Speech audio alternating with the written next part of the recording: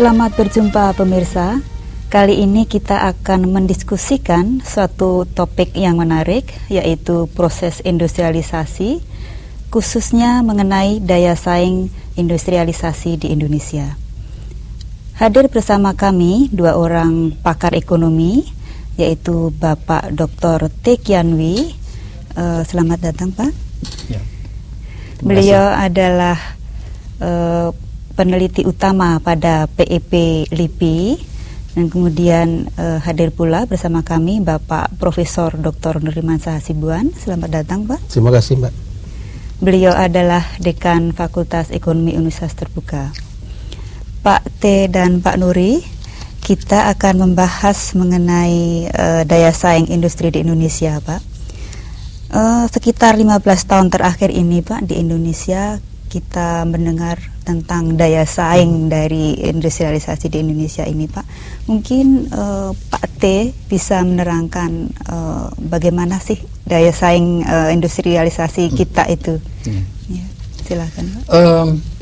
Daya saing dari sektor industri manufaktur Indonesia menjadi suatu topik yang sangat mendesak dan relevan sejak berakhirnya era minyak bumi pada tahun 81-82. Dengan menurunnya harga minyak bumi, maka penghasilan devisa dari ekspor migas yang pada tahun 81 kurang lebih menghasilkan 80% dari seluruh devisa kita, maupun juga menghasilkan 75% dari penerimaan pemerintah kita, telah merosot sekali. Untuk menjamin, untuk mengamankan pembangunan ekonomi, pertumbuhan ekonomi yang berkelanjutan, maka ekspor produk-produk Indonesia itu sangat penting agar supaya Indonesia tetap bisa memperoleh penghasilan devisa yang diperlukan untuk mengimpor bahan-bahan baku, barang-barang modal yang diperlukan untuk proses pembangunan. Masalahnya adalah pada akibat strategi industrialisasi substitusi impor yang ditunjang oleh kebiasaan proteksi yang tinggi ini telah menghasilkan sektor industri pengolahan yang tidak efisien, yang tidak mempunyai daya saing internasional.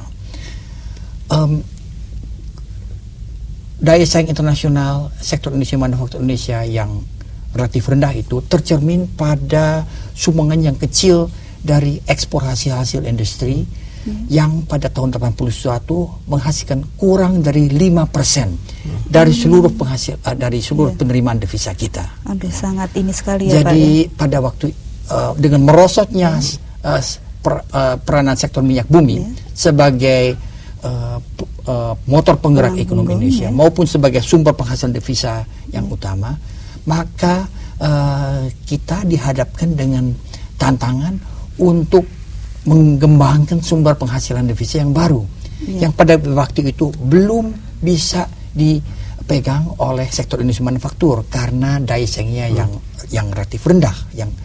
Oleh karena ini salah satu tantangan utama yang dihadapi pemerintah kita pada awal tahun 80-an adalah bagaimana daya saing industri Indonesia, sektor industri Indonesia bisa ditingkatkan.